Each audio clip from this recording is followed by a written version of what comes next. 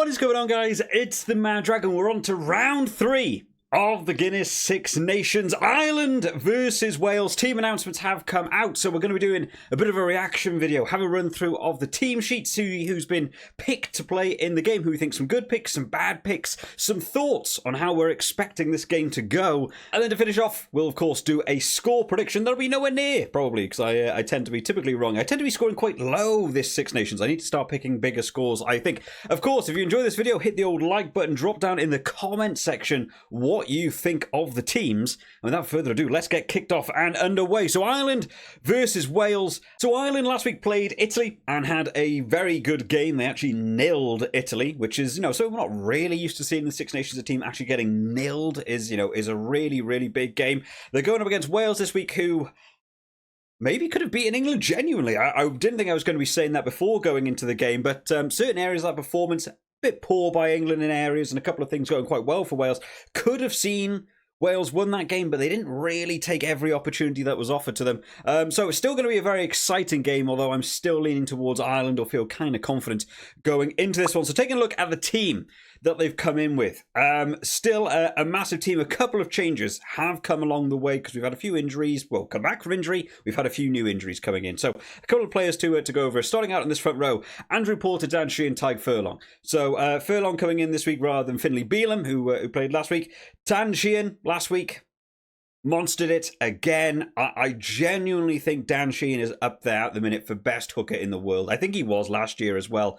I think he's a phenomenal player who just seems to get over that try line every week. Really glad to be seeing him still inside this team, because I did wonder whether against Wales, who have still not really been, massively competitive for me. They've done better than my expectations going into the tournament, but I still don't think Wales are competing to really take any of these sort of bigger fixtures versus a team like Ireland. I did think maybe they would look to try and rest some of these players, because of course they've still got the likes of England at Twickenham to come up. They've still got Scotland to play. I thought Wales might be a little bit lower down on their list, but they've still gone for the strong front row. Scrummaging area could be an area they try and target, but the lineouts. The line-outs is where this game is being made or lost for Wales. So Joe McCarthy and Tadhg Beirne going back in the 4-5 shirt for Ireland. And I really like this decision. Put massive pressure on that. Of course, we'll get onto the Wales team with how that's been working for them. But the Wales line-outs have not been good. And I keep saying in every video, it is just Ryan Elias. Elliot Dee is actually steadied that ship a little bit in that line-out department, and the throwing has been better. Ryan Elias comes on and causes so many problems in that Wales set piece that I feel like Ireland can have a bit of a field day when we get into the Wales team in a bit. In the back row, Peter O'Mahony comes back as the captain in the blindside flanker. Josh van der Fleer back in at 7, and Caelan Doris back in at 8. And in all honesty, I thought Jack Conan had a great game at number 8. And personally, for me, I know Peter O'Mahony is captain. I know he's a veteran player. I know he's very experienced. I genuinely think a better back row for this Ireland team could be Caelan Doris at 6 or Jack Conan at 6, but I kind of like Jack Conan at 8, Josh van der Fleer at 7, and then the either or 8. I actually think those 3 players specifically actually, for me, make up a better back row. But of course, Peter O'Mahony being captain, that leadership, he's always going to be the number one choice if he's fit and healthy to get in there. But I was very, very impressed by Jack Conan last week. But, Caelan Doris again, another world-class 8, just shifts back. He can play anywhere in that back row now. In our back partnership, James Gibson Park going in alongside of Jack Crowley. So, again, Jack Crowley getting this nod at 10. Now, Kieran Frawley is on the team. I really thought he might get a look in for this game. However, we're going to jump ahead a little bit here. Kieran Frawley is down here at fullback. Now, I didn't know he was fullback, trained or capable or whatever you want to think of it as. I know of him as a fly half / centre, and he could do either or. I'm not aware of his experience at fullback. Brand new for me. I don't do a lot of research for doing these types of videos. I like to give an actual reaction. This is me actually just seeing the team for the pretty much the first time. So I don't know how he's going to get on. There is a little bit extra to talk about with the fact that we've got Jack Crowley in at 10, Kieran Frawley's in at 15, and we have no fly half coverage down here. So obviously, Kieran Frawley's being looked at as the coverage for that number 10 shirt. But if there's an injury to 10 and Frawley has to move to 10, I'm not sure who's going into fullback. I assume Calvin Nash or James Lowe is going to have to slip back, and they'd have to move McCloskey either onto the wing or move him into the centre and put Robbie Henshaw out on the wing. There's a bit of jiggling around needing to go on there. So, I mean, they'll be hoping for no injuries, but it seems to me like they've got enough coverage to make it work. It'd be interesting to see how Frawley gets on in that fullback shirt. Anyway, centre partnership, Bundy Aki goes back in alongside of Ringrose. I was expecting Bundy Aki to come in. For anyone who hasn't seen, I've already done my preemptive fantasy team. I actually filmed that on Monday, but I put the video out yesterday. So actually, so far, I'm doing pretty well in terms of being able to pick the players. I thought Bundy Aki would come back in. I'm expecting him to have a big game versus this Wales team. He's a very key player off the back of the set piece, or just generally around the park. They always like getting the ball into Bundy Aki's hands. You have to mark him because he will always be involved in some way, and a lot of the time that is just him running forwards through you. And I think that's one of the areas Wales struggle with sometimes. It's just players continuously running directly ahead and quick recycling and do it again. I feel like they actually begin to struggle with that a bit. Wales are very good at just the scrappy open play, but just direct running and going over and over again is where you can begin to see the defences narrow up. Bundy Aki, I think, is going to be a bit of a crucial player in there. And then in the back three, James Lowe, Calvin Nash and Kieran Frawley, as we've already talked about Frawley a little bit. James Lowe, man of the match last week versus Ireland. I was really annoyed that I could not get him in my fantasy team. I couldn't make the budget thing work. I could not fit him in. I went for Calvin Nash. Ireland is such an interesting team. They obviously wanted to try and attack that right-hand wing of Italy last week, and it really didn't hold up. James Lowe just having a field day out on that left wing for him.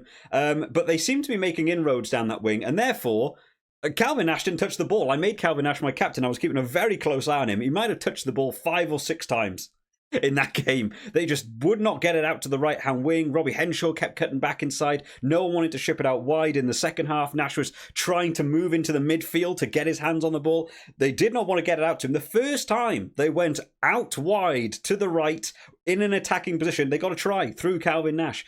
I don't know what that is about Ireland. They always seem to favour one wing. They try and find out where the issue is going to be, and then they just punish that one area rather than then trying to utilise both. We'll have to see how they get on, but I think against Wales, I feel like defensively, the left-hand wing has been a little bit worse for Wales, so therefore I think you might want to load up a bit more on the right-hand wing if you're Ireland. But of course, James Lowe is James Lowe. He's going to be all over the park anyway. But maybe Calvin Nash should be looking to try and get a little bit more involved in this game, because to be honest, I wasn't particularly blown away by him during the Italy game. And then quickly, in terms of the replacements, because I'm rambling on a little bit here, Ronan Keller, Cian Healy, and Ollie Jaeger, or Ollie Jagger. I genuinely don't know. That's a brand new name for me. I've just seen it for the first time now. I don't even think that was named in the original team sheet, right? That's a brand new name for me. Looking forward to see how he gets on. The rest of the replacement forwards joining them, James Ryan, Ryan Baird, and Jack Conan going for the 6-2.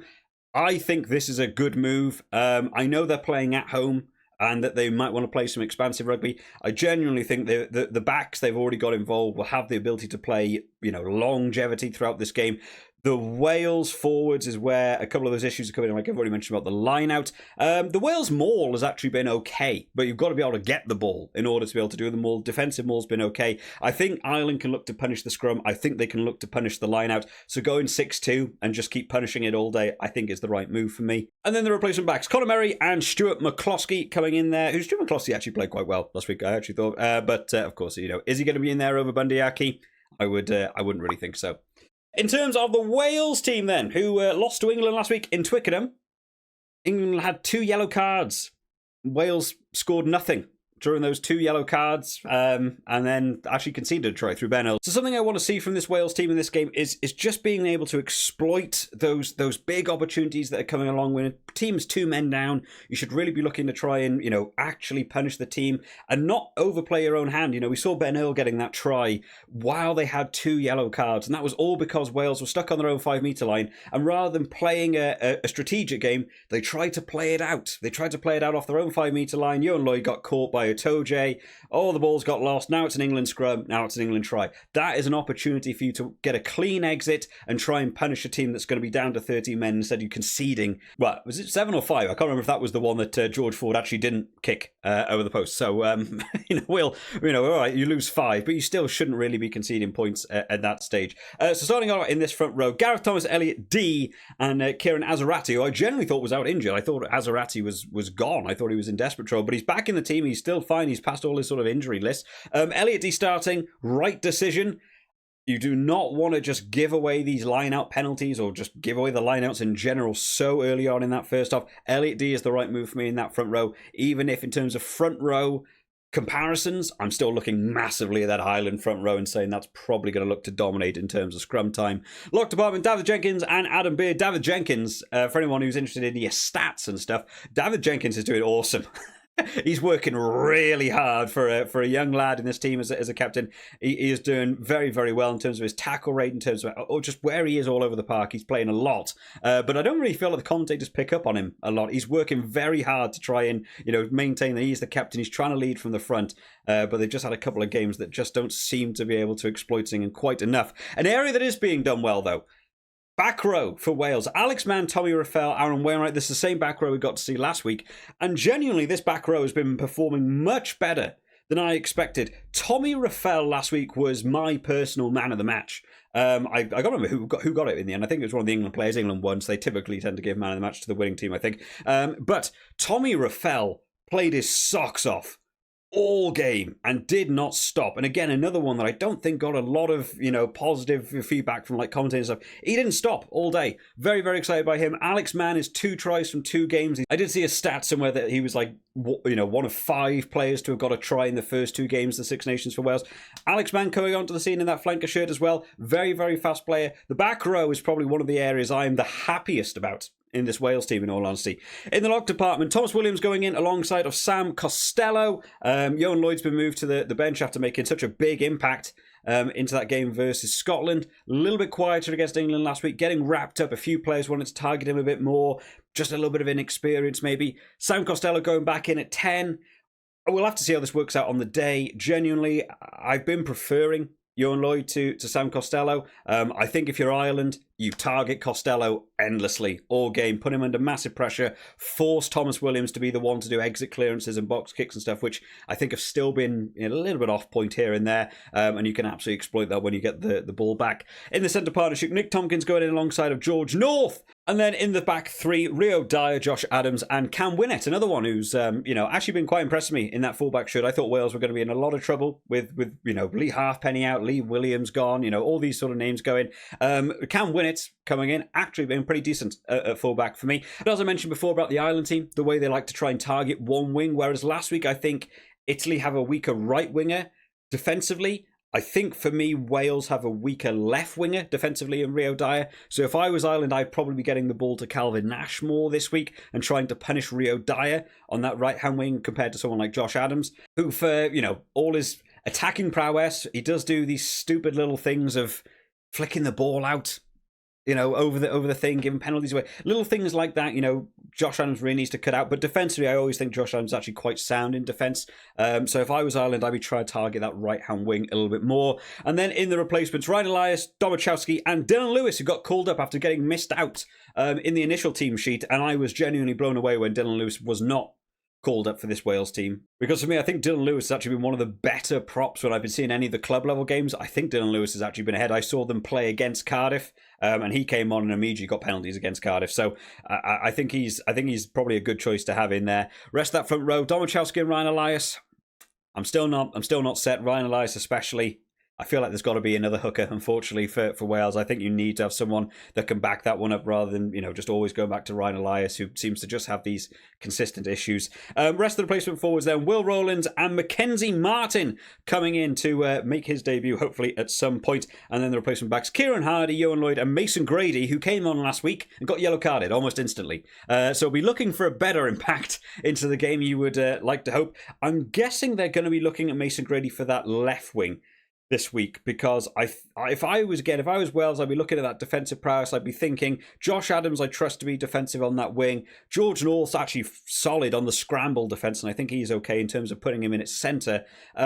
Rio Dyer is the one area where I'm thinking, although in terms of attack he's actually a really, really massive threat. If defensively you're beginning to lose out to someone like Calvin Nash on that wing, Mason Grady's just got the size, he's just got the power. Maybe put Mason Grady out on that left wing and try and hold down that side a little bit more to try and stop the Irish wingers getting in. But overall, it's a decent team. In all honesty, I'm hoping that Wales really do turn up with a big game for this one. There's nothing to lose in this game. I think very few people are expecting Wales to win this one. I think Ireland go in as absolute favourites in this game. I did have a quick look at the betting sites earlier on today. The handicap is currently 22 points to Ireland.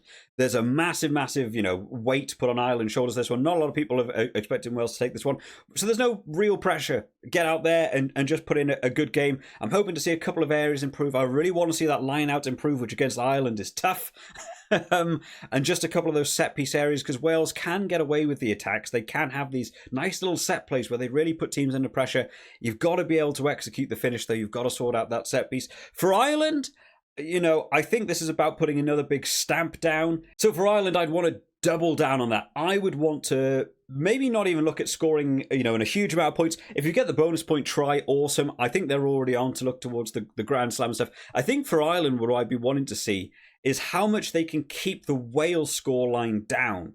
If they can keep Wales into the single digits in score, I think that would be a really positive outcome for Ireland. If they can take this game something like 28-7, and really try and push that Wales team down, that would really set them out as we are defensively minded. We nilled Italy. We kept Wales really low. That really, really sets you up to go into the next two games. So defensive work for Ireland for me. I want to see that look absolutely solid, and I want to see Calvin Nash get the ball, because he's probably still going to be in my fantasy team this week. And then from Wales, it's going to be improvement at the set piece and execution when you have those opportunities, being able to actually do that final 5% and get over for a few more points. What do we think in terms of a score prediction? For me, it's Ireland. It is Ireland, and I think Ireland are going to look good for this one. I feel like they'll take some threes early on in that game, but then it'll begin to open up to tries. Line-outs in that second half, I think, are going to be all Ireland. I can see penalties coming in. Interested to see how Kieran Frawley's going to get in that fullback should, if he's going to play the full game, whether he'll switch to 10 as well. For me, I'm going to say Ireland to win this one. I don't know if I'm going to go up to 22. I'm going to say Ireland by 18. I'm going to go a little bit higher than I have done previous games, because I seem to be really off when I go really low. So let's go a little bit higher. Let's say Ireland by 18. But let me know what you guys think down in the comment section. Who do you think will win? What do you think the final scoreline will be? All that good stuff. Drop it down. Of course, we're going to be doing one of these videos for all the games over the course of the weekend. So make sure you hit the old subscribe button so that you know first when those videos come out on the channel. I'll see you all next time, guys. Bye-bye.